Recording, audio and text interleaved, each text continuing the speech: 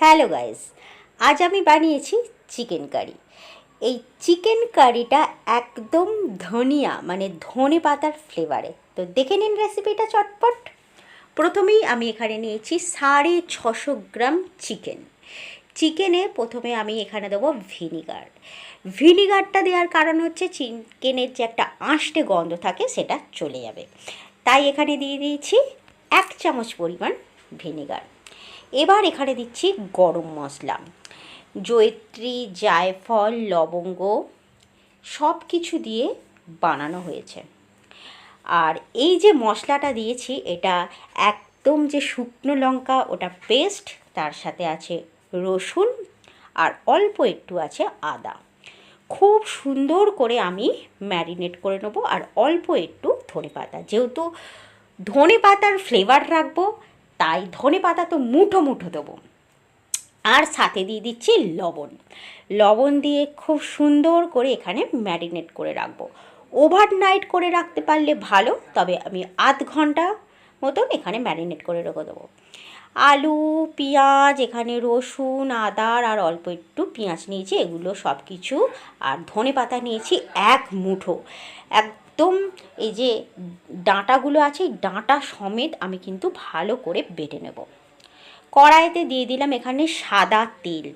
তেলেতে আমি এবার আলু দিয়ে দিয়েছি। আলুর পরিমাণটা একটু কম রাখবো, কিন্তু আলু এখানে আমি দিচ্ছি। তো আপনারা চাইলে অবশ্যই এখানে সর্ষের তেলে বানাতে পারেন, আমি বানাচ্ছি এখানে একদম সাদা তেল মানে সয়াবিন তেল। আলুটা ভাজছি, একটু কালার হওয়ার জন্য দিয়ে দিচ্ছি হলুদ। আগে আমি হলুদটা দিয়ে দিচ্ছি, পরে একটু লবণ আমি দিয়ে দেবো। দিয়ে দিয়েছি লবণ। লবণটা আমি স্বাদ অনুসার দিয়ে দিয়েছি 1 চামচ।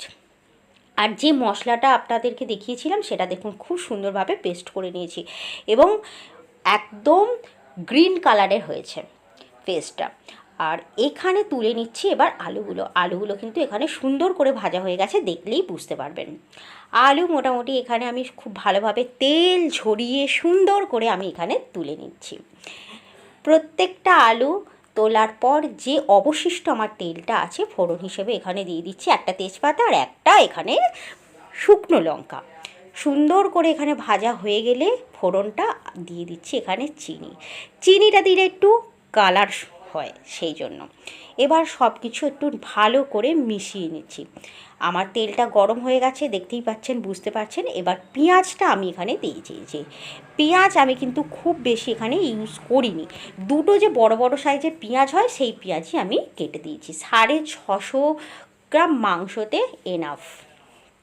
আর অল্প একদম ছোট্ট এক টুকরো পেঁয়াজ আমি কিন্তু বেটে দিয়েছিলাম, সেটা মানে বেটে দেবো।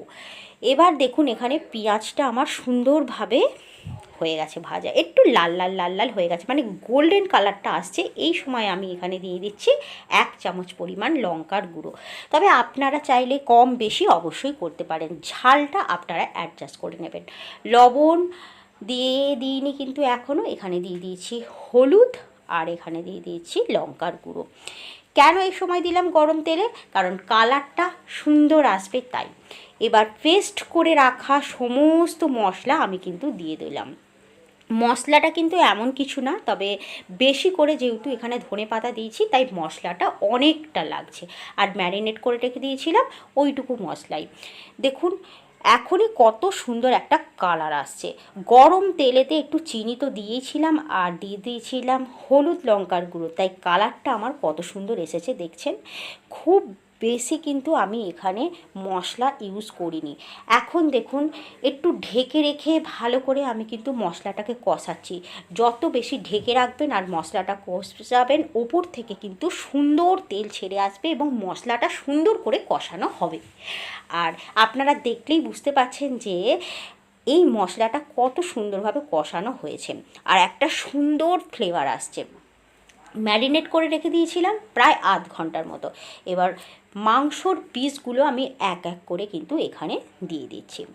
আর আপনারা খালি কালারটা দেখুন, আমি কিন্তু এখানে অন্য কোনো লঙ্কা গুঁড়ো ইউজ করিনি, তাতেই কত সুন্দর কালার এসেছে।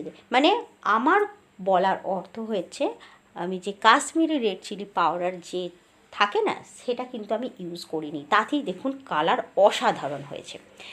এবার আমি হালকা হাতে নাড়াচাড়া করে নেব। ম্যারিনেট করলে মাংস কিন্তু খুব তাড়াতাড়ি সেদ্ধ হয়ে যায়, তাই আমি একটু হালকা হাতে এখানে নাড়াচাড়া করে আস্তে আস্তে করে একটু ঢাকা চাপা দিয়ে কিন্তু আমি এবার কষাতে থাকবো। এখনই কালারটা যা এসেছে আর এত সুন্দর গন্ধ এসেছে যে একদম পুরো রান্নাঘর আমার কিন্তু গন্ধে ভরে যাচ্ছে। আর আপনারা এই কালারটা দেখলেই একদম খেতে ইচ্ছা করবে। তো এইভাবে যদি আপনারা বানান চিকেন কারি, আমি বলবো মুখের স্বাদ তো বদলে যাবে। অবশ্যই এই রকমভাবে একবার ট্রাই করার অনুরোধ রইল এই চিকেন কারির রেসিপিটা। তো আমি এখন মোটামুটি 5 মিনিট ধরে কষাচ্ছি, আর লবণটা আমি কিন্তু 1 চামচ পরিমাণ দিয়ে দিলাম। লবণটা দিয়ে আমি আবার সব কিছু সুন্দরভাবে মিক্স করতে থাকবো, যাতে মাংসের সাথে সমস্ত লবণটা মিশে যায়। তাই আর আমি খুব হালকা হাতে নাড়াচাড়া করছি, কারণ আমার কড়াইটা কিন্তু একটু ছোট হয়ে গেছে। আর গ্রেভি দেখুন ওপর থেকে যেন ভেসে আসছে। আমি এতটুকু কিন্তু এখানে জল ইউজ করিনি, মাংস থেকে জল ছাড়া শুরু হয়ে গেছে, তাই আমি হালকা হাতে নাড়াচাড়া করছি। এবার আমি কিন্তু আস্তে আস্তে করে ঢাকা চাপা দেবো আর মাংসটা কষাতে থাকবো সেম প্রসেসে, আর হালকা হাতে নিচেটা একটু নাড়িয়ে চাড়িয়ে নেব। দেখুন মাংসটা অনেকটা বেশি এখন কষানো হয়ে গেছে, জল ছাড়াও হয়ে গেছে, জলটা আস্তে আস্তে মাংসের জলটা আস্তে আস্তে শুকিয়ে এসেছে, তাই ওপর থেকে তেল কিন্তু ভেসে উঠেছে।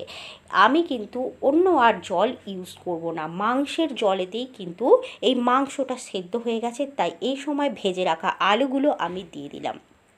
এই রকম ধনিয়া ফ্লেভারের চিকেন অবশ্যই ট্রাই করবেন। আমি বলছি, আমি অনামিকা আপনাদেরকে বলছি, এই মাংসের টেস্ট কিন্তু অসাধারণ। এটা রুটি, পোলাও, নান, ফ্রাইড রাইস সব কিছুর সাথে যাবে।